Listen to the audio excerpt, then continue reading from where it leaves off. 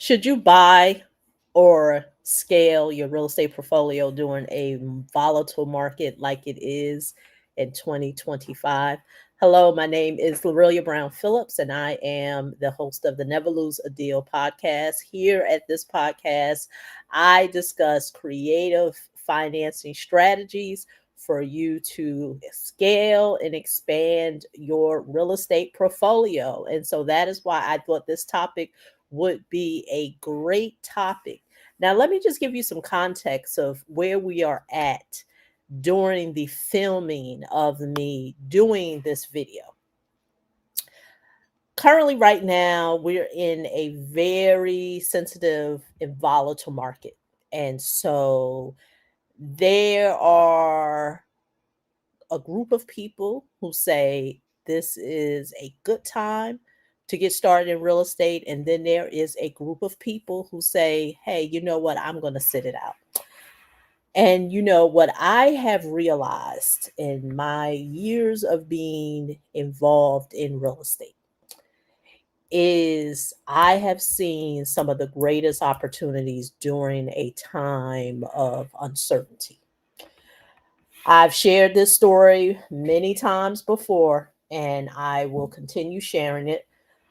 Got started in real estate in 2008. And if you know anything about 2008, that was the time of the real estate crash. Now, depending on who you talk to, depending on the context of who you're getting your story from, some people will say, you know what, it was a crash and burn situation for me in real estate. And then there's a group of people who will say, hey, I got some of the best deals during 2008.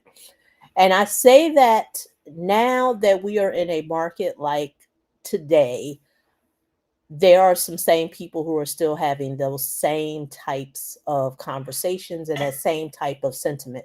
I was reading an article, and the article was talking about the volatility, and that's why I wanted to do this article. I wanted to do this podcast. And I thought about the individuals who would be hesitant with buying right now are going to be the house hackers. And that's why I always say individuals who house hack is different than the group of people that want to scale their portfolio.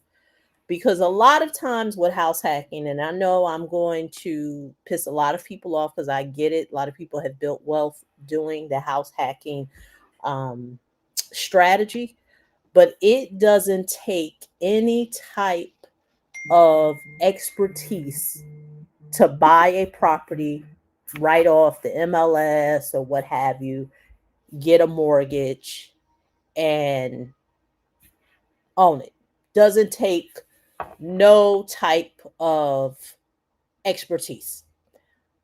Why? Because a lot of times, as long as the price is in a price range that you can afford, you can make the monthly payments, you can get approved for a mortgage, you can get tenants who's going to pay the other half of that mortgage payment or the full mortgage payment amount. Doesn't take no type of expertise. But what does take expertise is that when you decide to buy multiple properties, especially in a time now where there's a lot of uncertainty, about a year ago, you may have had somebody who told you, you know what, Section 8 is the best thing since sliced bread. And so you may have had some investors who went out and bought a lot of properties and put Section 8 tenants in it. But like I said, given context to what's going on today with the government shutdown, right as I film this podcast, Section 8 is still the funds are still going to be dispersed. Processing applications is a bit slower. So imagine taking a strategy of what you've heard a year ago and applying it in this market. That's why I said that's much different than just buying something and just getting approved and just owning it. Now more than ever, the boring side of real estate is going to be the side that you are going to want to pay close attention to, because investors who are heavily weighted in the Section 8 area, I would pray that that is what they are doing, that they're literally looking at their portfolio. Going back to what I talked about in a few episodes back, what I talked about doing a debt stress test. A debt stress test allows you to see if you're over leveraged or what areas are you exposed. This now more than ever is what is going to take. That's a whole different skill set than I'm just going to buy something, get a mortgage, and have someone to pay my mortgage or half of whatever the strategy may be with house hacking. A lot of times it does not require you to do the numbers. And that is why when it comes to the scaling piece of it, many people think that scaling a real estate portfolio has to do with just wanting more real estate, but it really is more of a planning that has to take place, because you are going to take on more. You're going to take on more debt, possibly. It's very rare. And let me just say this. Why would a person want to? Why would a person, especially in a market like now, why would you want to use all your liquidity? Let's just say you don't even want to do financing, you don't want to even do funding. Why would you take all your liquidity to be able to buy a property? Well, let me tell you why. So a lot of people will do that because they're running from the area that they don't really want to do, which is looking at the numbers. Because when you are looking at your portfolio and doing some type of debt stress test, you do have to look at and run calculations. Hey, whether you get Chat GPT to do it, and if Chat is doing it, you better make sure you're looking at that spreadsheet to make sure Chat is doing things the right way, make sure those calculations are right, or you're manually doing it. At the end of the day, what areas are you exposed at? You know, and that's why I said it takes a different skill set to be able to buy a property in this type of market, because people have said to me, Lorillia, how are people still buying in this real estate market? Depending on where you are in the country, New Jersey is still holding steady. um, the real estate prices continue to climb. Is the bottom going to fall out? I'm not sure. I tell people I'm no Nostradamus. I don't know what the future holds, but this is what I tell people. If you want to really know what direction the market is going to go to in terms of interest rates and volatility, you need to be studying the bond market. Once again, that takes time and expertise. The bond market is what actually regulates how mortgage rates are going to go up or going to go down. It's not a magic trick. And even if you don't want to get that minuscule skill when it comes to looking and calculating your portfolio, you still need to have some what ifs. You have to run your what if scenarios, because in this market, this is not the market to be sold on. All I'm going to do is just buy a property, get a mortgage, and voila, and hope that the tenant that I put in it will pay my mortgage. Because like I said, it takes no expertise. Why? Because a lot of times the price that you could be buying today, if you're buying it at retail, the next couple of months, it could be 3 months, it could be in 6 months, it may not even be valued at that price. So, but what does take expertise and learn and understanding is how to be able to find deals that are underpriced, that are not at retail, and your ability to create equity even when there is none, or know when to pass on those deals. because you want to be able to hedge against if interest rates go up, and I'm currently holding on to a property, or I want to buy a property. Am I buying it priced low enough that if the mortgage values fall, I don't lose a lot of equity in my home? And then also, will the rents, what happens if some of the tenants that are living in my portfolio of real estate assets, what happens if they were to get laid off? Even though, let me give you some numbers. Even though in New Jersey real estate prices are still holding steady, but there's a massive layoffs going on. And some of the one some of the biggest industries, one being pharmaceuticals, legal pharmaceuticals. We got Novartis. Novartis is doing a very big major layoff. We're another big pharmaceutical company, Bristol Myers Squibb. New Jersey is pretty much in this country the hub of where most major pharmaceutical companies or some of the generics are based. I'm not saying in other states they're not present, but New Jersey is home to many of them. Right now, where I live, Pfizer, right up the road from me, one town over, is their big global headquarters. If anybody is familiar with Pfizer and you know where that's at, their global headquarters is literally a 5-minute ride away from where I live in the next town over. Now, let me just say this: after the 2020 pandemic, and people were not, in the office space because it's a massive campus. I mean, it's huge. um I guess they realized they didn't need all that office space. So I know the plans were that they were closing that global office that is in New Jersey, which is in Peapack, New Jersey. So I know they were selling off areas of that. I believe they probably were going to sell all that land, and I'm not sure who bought it.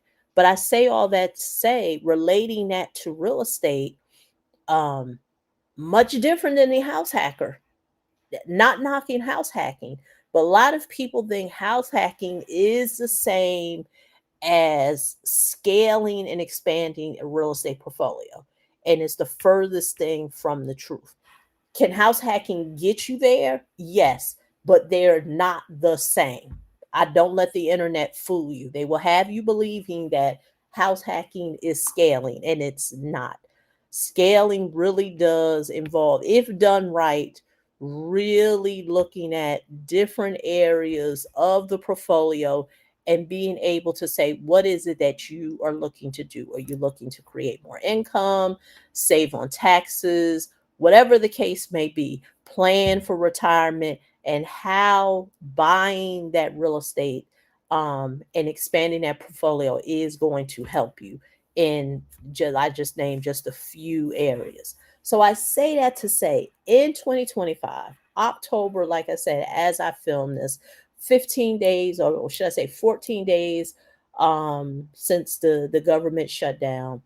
Um, is this the right time to buy? And I'm going to say it is a great time to buy, only because based on what I've been exposed to. I got into, I tell people this all the time. Some of my best opportunities were in times of uncertainty.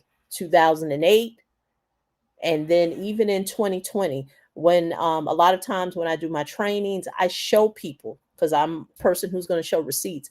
I show people of a real estate transaction that I closed on a few days before the shutdown. I want to say less than 5 days. It was like in a 3-day period of closing on something, and then also during the pandemic closing on additional real estate. So I say that to say, even from the standpoint of me, myself, and working with people, it is the best time. But it's not the best time for people who really want to kind of play around, because you can lose your shirt. If you are investing in real estate based on feelings, how you feel, what you think. Because I tell people all the time, the unglamorous part of real estate is the part that will prevent you from not being in a jam. And it is the part of looking at data, running your numbers, whether you're going to let chat do it or some other AI tool. At the end of the day, those are the things that you need to be doing, um, not just kind of winging it and going on what someone is telling you and how you feel. Oh, I feel, because even in a market here in New Jersey where prices are still steady, but if you are that person and you are in a, because let me just say this, let me just pause for a second. Right now, for fix and flip loans, some of the things that we are looking at, and the lenders that I work with, what they are looking at, that in the event that you are rehabbing a house and you are unable to sell it due to, once again, things that you can't control. You can't control the interest rates, you can't control job loss. Do you have the ability that if you can't sell, looking also at your ability to be able to still move forward with closing on the loan yourself and keeping the property and having it as a rental? Because at the end of the day, I don't care where you live, people still need a place to stay. I don't know how that's going to look with you, hoping that, as we've been told in real estate, Section 8 guaranteed money. Don't know what that's going to look like, because they've said with Section 8, if it continues, funding may not be released. But just going back to what I said, I know with a lot of lenders, that is what they're looking at. That if you were to buy this property, rehab it, and unable to sell it, will you be able to close on it yourself and keep it as a buying it and holding it, but renting it out to be able to recoup some of the money in rental revenue? So that's all I have for you. And so if running the numbers and really, and I get it, it's not glamorous, but this is what I have to say. I tell people all the time, um, if you desire to be able to expand and scale your real estate portfolio, a lot of people think, oh, just tell me what mortgage product to get. And I always tell people, it really just depends. DSCR is not for everyone. It's not the best fit for all scenarios. So be very careful of people just telling you this one mortgage solution is going to fix, or not fix, or help you to achieve what it is that you're looking at. So, it's not about finding the right funding product. It's not about finding the right financing product. It is about getting clear on your goals. And once you're clear on your goals, then we can talk about the strategies of what funding and financing would be best suited for you to scale and build out that portfolio. And I even go into with the business credit all the way to creative financing with asset based lending. So I'm going to be doing a free workshop in 2 weeks, I believe. It is October 21st, I believe. But if you want to learn more about it, go to www. You'll see it right here on the website, www.neverloseadeal.com. There you will learn more about that free webinar. And I'm going to be sharing my framework and process on how I've been able to help clients scale using business Mhm. credit, being and creatively leveraging asset-based lending to build out their portfolio. So I want to be able to share that process with you. And if that is something that you are interested in, please join me. Like I said, it's going to be a free webinar. And I will see you in the next